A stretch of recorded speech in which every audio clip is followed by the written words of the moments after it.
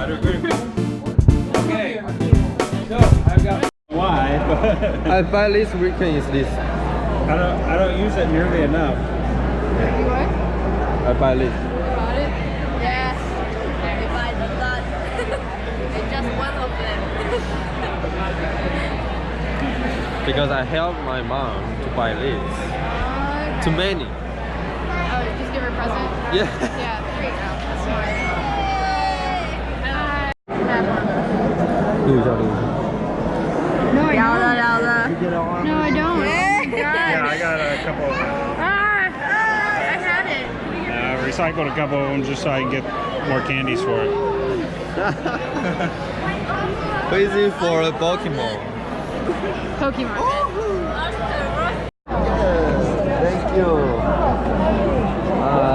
A little. A little? Yeah, not too much. Thanks. Thank you. Thank you. Where are the kids at? Thank you. Want a big one? Big.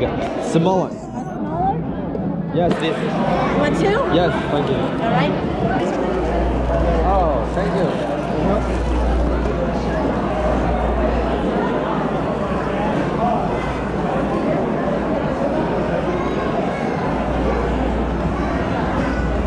So, oh, you're filming me.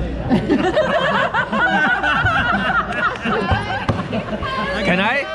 It's fine. I can make it good. So you need this? The microphone.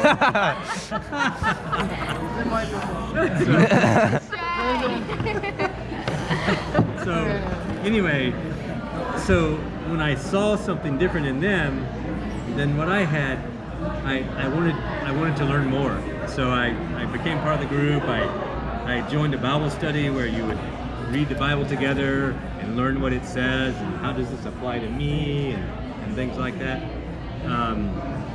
And so I started reading the Bible for myself. You know, what does this say? It's been on the shelf since I was a kid, but I've never read it. So I started reading it for myself. It's like, oh, and then And this was here. Oh. so I started growing closer to God, and then so Beth, she started growing closer when she was real young. You wanna, Very young. So I went to church growing up, and kind of I believed in God, but didn't know it. But she grew up in a family who was really following God, and We knew that. it was practice, not just So good. speak. So anyway, so did we meet my sophomore year? Yeah. So she was first year in college. I was second year. That was when it was a ladies' Bible study and the guys' Bible study. We had a dinner together or something, and in a dorm room. And I was dating somebody. This is repeat. I was dating somebody at the time. So anyway, she eventually broke up with me. It was good. Yeah, it was good. And then Beth was dating somebody, and then eventually they broke up. Which was good. So then so one of the things that Jesus invites us to is to share his love with other people. When he changes us, we want to go places or wherever to talk about what he's done for us. So one of those things we did was go to Florida, Fort Lauderdale, Florida, which during spring break, which is a big party place, lots of crazy activity. So we went down to Tell people about tell Jesus. people about Jesus on the beach. So it was on that trip that we got to know each other a little bit and wanted to start a friendship. And I was like, I'm not ready to date. And she was like, I'm not either. Let's just get to know each other. So we started a friendship and getting to know each other. And why don't you say some things? You're doing well.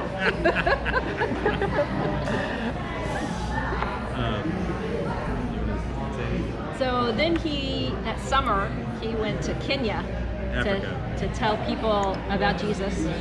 And I was in Virginia. And so we wrote letters. But when he came back from Kenya, he was very weird. His beard was down to here. So, by the way, a little tidbit. There's this thing called reverse culture shock. You might be aware.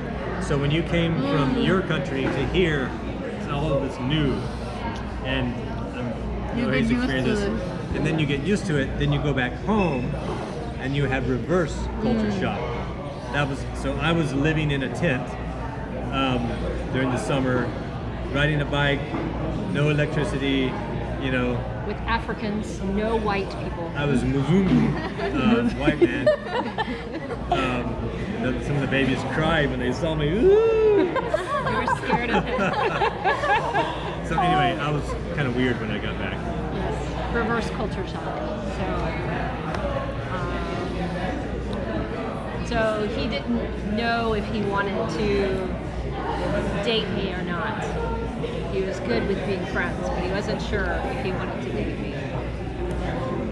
Tell the story you wanted to. So there was this guy that she worked at a. That's story. There was this guy that she had worked with at a summer camp who came to our college to pursue her, to date and marriage. And, I was kind of in this place of, what I should have done is, no, you should choose me. but I was like, if you choose, if that's what you want or something. So that didn't make her feel loved and pursued. But I didn't like the other guy. He didn't have a beard. I said goodbye. So I said goodbye to him. And hello to him. yes. But he still didn't know if he wanted to. No. So I asked him, have you prayed about it? Because as we are following God, we want to talk to God about the things that are important. He had not prayed about it. So I said, but he started to pray. So I started to pray, and then God spoke to her, no, you're not done. And then we started dating from there. And, when we were talking before, when you first came, about we've been married for 30 years.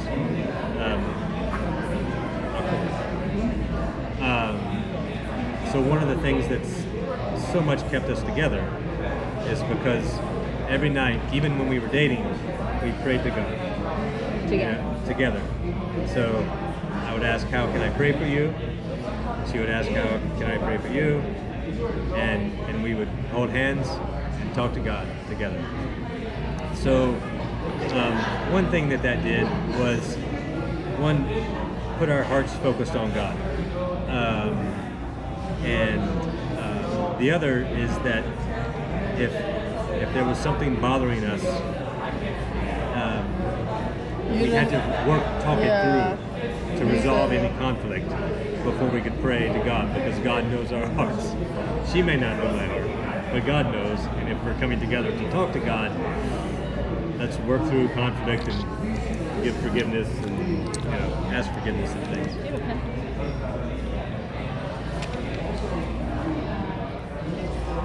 So, a good marriage is like a triangle.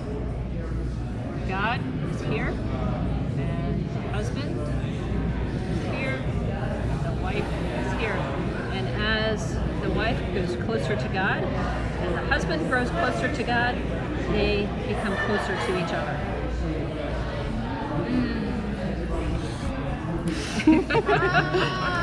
Okay. Yes. Because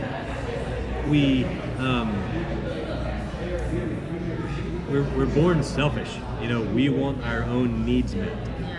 And if I come into a relationship wanting her to meet my needs, she can't. Oh, look, this is GoPro. I didn't know that. That's so cool. You have to say cheese to make that picture. Cheese? Can you say cheese?